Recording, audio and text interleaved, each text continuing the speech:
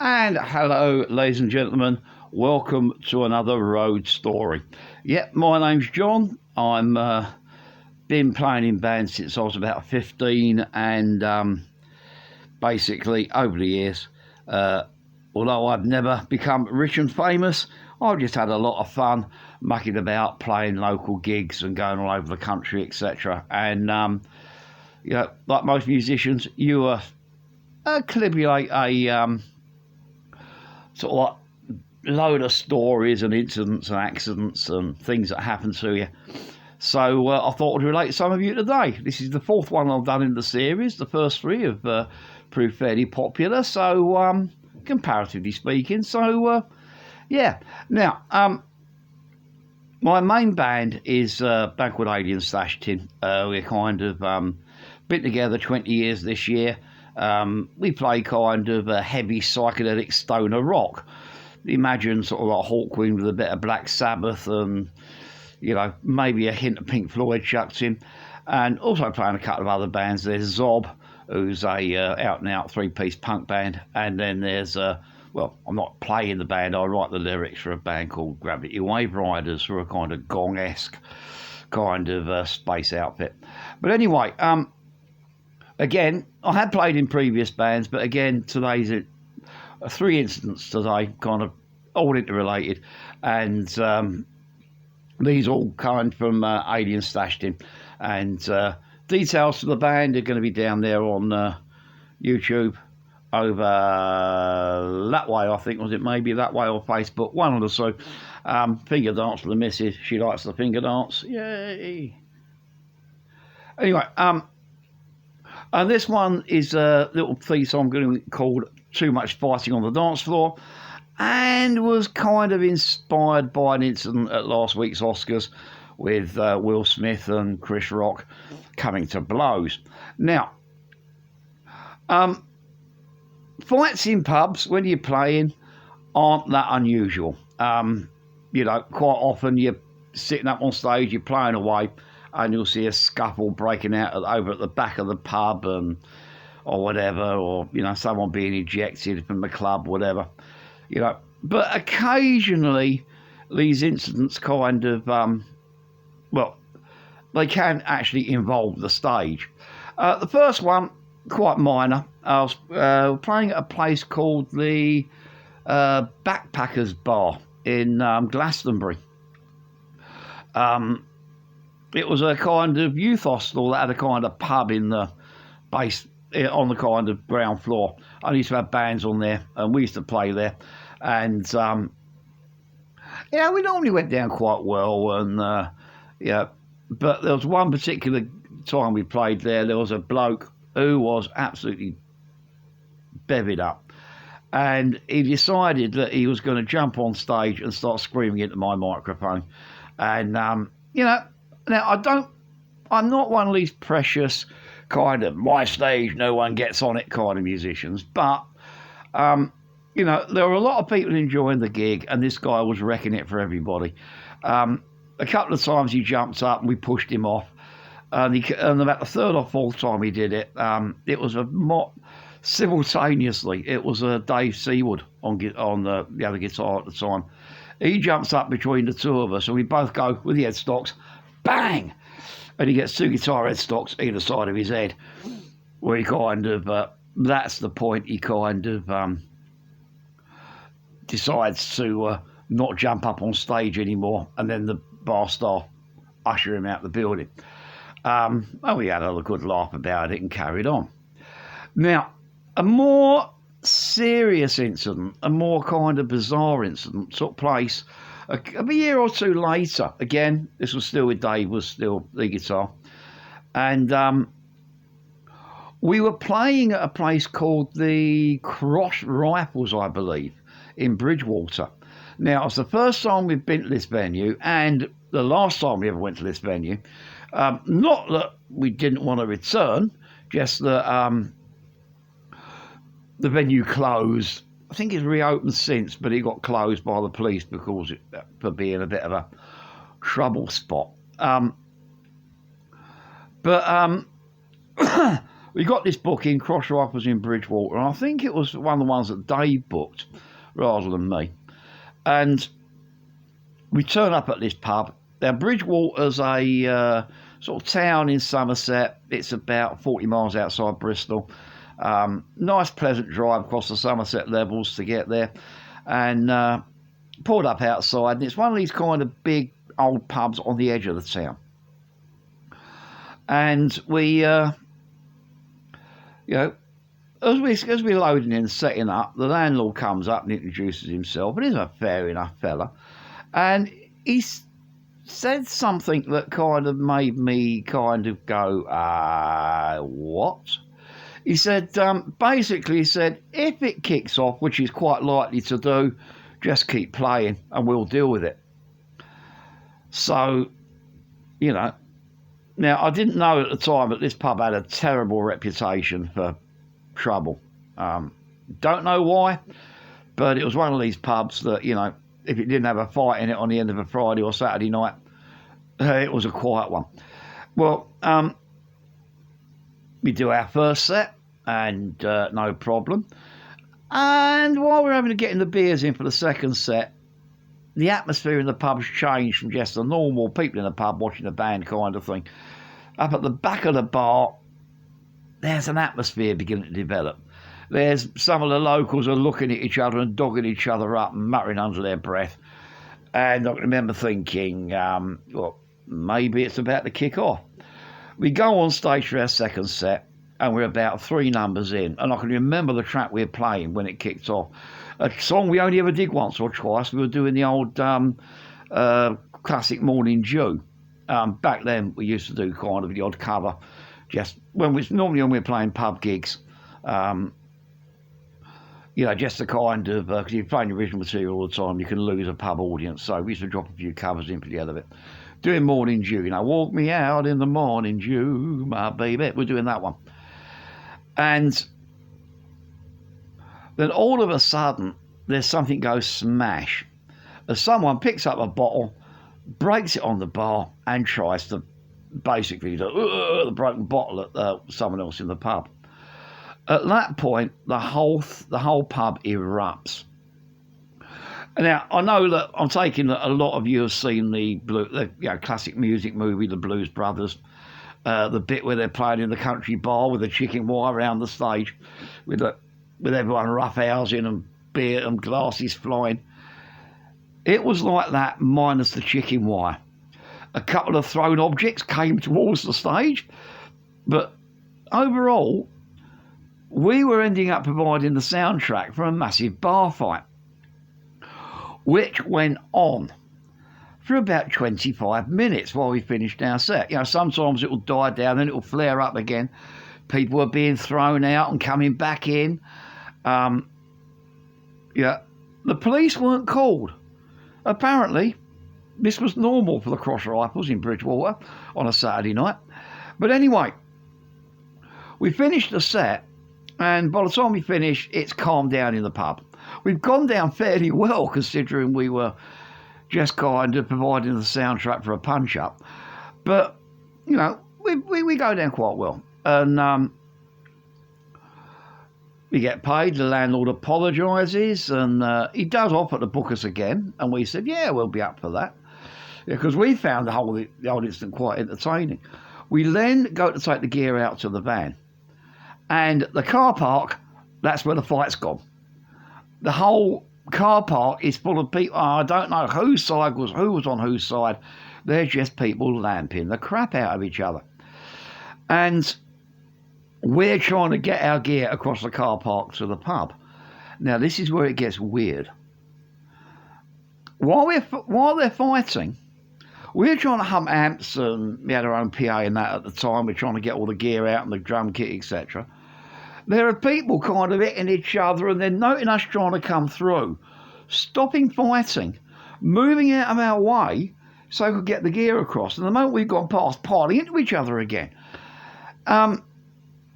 They knew we weren't combatants, so they weren't going to involve us, but, everyone else was fair game. And this went on, so we loaded the gear up, and as we pulled out, the police were beginning to arrive, because some of us at this point eventually called the old bill.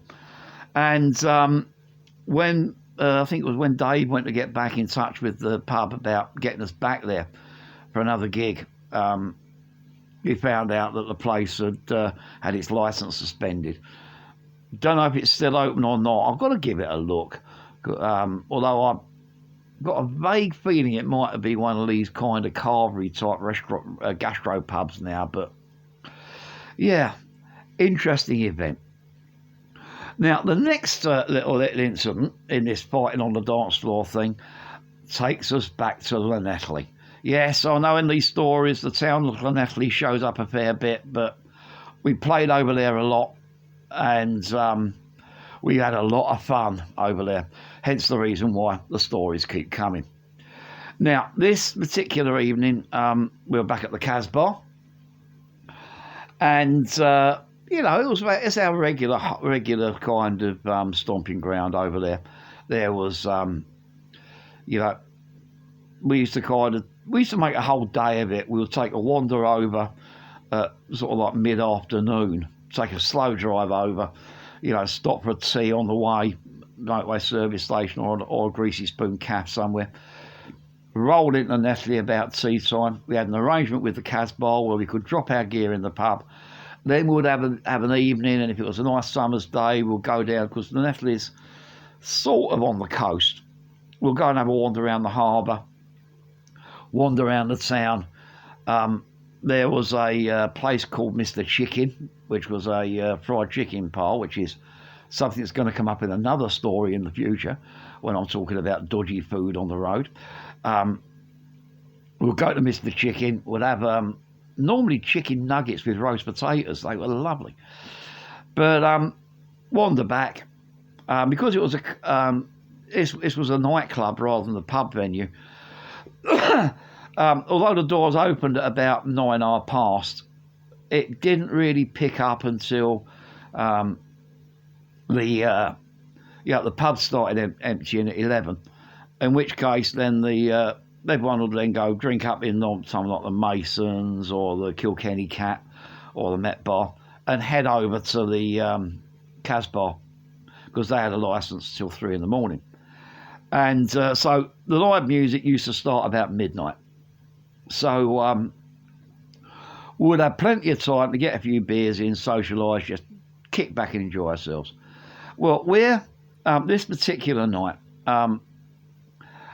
it's filling up. It's about 11:30. It's filling up. Then about a dozen guys walk in. And you could tell these weren't regulars. Well, partly because we hadn't recognised them, because we used to go over there quite regularly and got to know a lot of the regulars. But, the Casbah is a rockers venue. It's full of bikers and punks and teenage heavy metalers and emo kids. These guys walked in, there wasn't long hair, there wasn't scruffy leather jackets, there wasn't a bit of emo makeup. These guys, basically, to cut a long story short, we identified them immediately as a local rugby team, or members thereof. And these guys are already pretty tanked up. Found out afterwards that they had been booted out of another club in the town and decided to come into the Casbah. Now, they were at the bar. They were being a bit rowdy, but, sod it. There's a guy called Mike Richards, who's the DJ and owner and promoter and manager of the bar there. He's cranking out, metal classics. We're getting everything from Maiden and Motorhead to Rammstein and Avenged Sevenfold, and it's just maximum volume, it's kind of. So you can't, though these guys are being rowdy in the corner, they got their own little corner they've set up, and they're not really disturbing anyone else. Well, then at that point, the music cuts and Mike goes, "Would you please welcome, these guys, Alien Slashed Him." We go on and we start playing. Do the first few numbers, and, there's, we get the kids in front, they're doing the head banging, we got a mini mosh pit going, all this kind of thing. Well, then some of these rugby boyos decide they're going to join in the mosh pit. And they pile straight into the middle of the dance floor. And, now there's a thing called mosh pit etiquette. Loads of you that go to kind of metal and punk gigs know that, Um, you know, you never get lead with your fists. You always push rather than punch. If someone goes down, you pick them up. You jostle, but you know you're out to have a good time, not to hurt someone.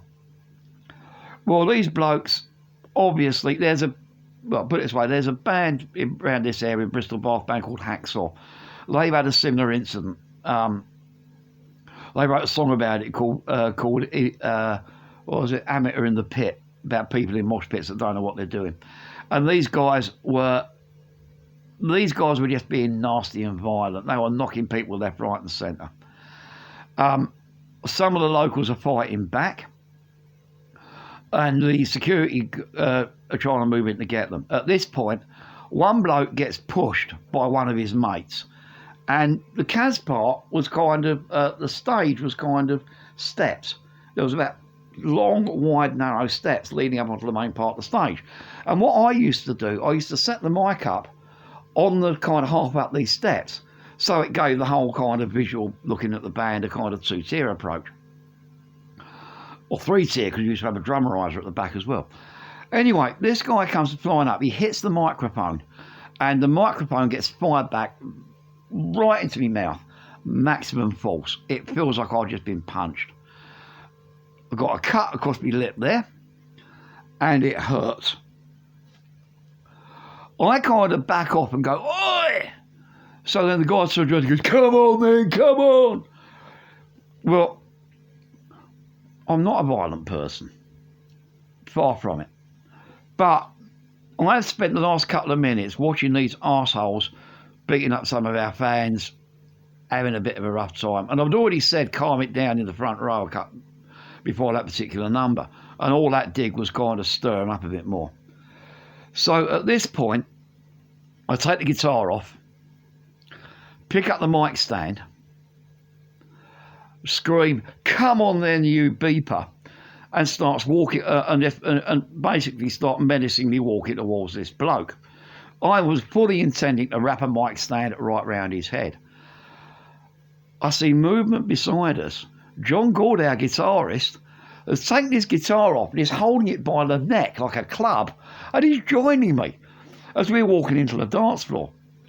Now, fortunately for them and for us, because big heavy mic stand, heavy guitar, if we had a bit of someone with us, we would have probably ended up on wounding charges, if not worse. Everything seemed to happen at once. These guys, one guy kind of decided to take a run at us, me and John, and then realised what we were holding in our hands and thought better of it, turned around, slipped on some spilt beer and went down, taking two other guys down with him. Then the crowd, plus the bouncer from the door, plus Mike and the barman, descended on these rugby players. It wasn't a scrum these guys were going to get out of. And basically, they were rather roughly kind of picked up and literally ejected from the venue. There was a couple of seconds kind of pause while someone, kind of made sure everyone was all right. Everyone got up, spilt beer, was marked up on the dance floor. Then I thought it was rather cool what we did next. We kind of walked back up. I put the mic stand back where it belonged, put the guitar back on. John put his on. We looked at Adge and Bruce on the bass and drums respectively and go from where we were. And we picked up the song exactly where we cut it off and carried on with the rest of the set. Yeah, spectacular. One of those things, it's kind of, it's fortunately, full-blown violence at gigs that I've played is something that's fairly rare. There's another incident which I'm going to come to on a future week about, I was at a previous band of mine, a band called Covenant, where we ended up with basically what seemed like half the BNP skinhead faction suddenly turned up at the gig for the hell of it, and and I have seen a bloke set himself on fire at a gig, but again, that's for a separate story. So yeah, that's the shortest one this week. So yeah, I'm going to call this Too Much Fighting on the Dance Floor, and hope you enjoyed it. Links to Alien Stash Dinner down there, and I'll put my radio shows down there as well, because I'm a radio DJ and I'll do a couple of radio shows that you may find interesting. BCFM in Bristol every Sunday night, and the Rock Druid on Astro Radio, which goes out 3 times a week.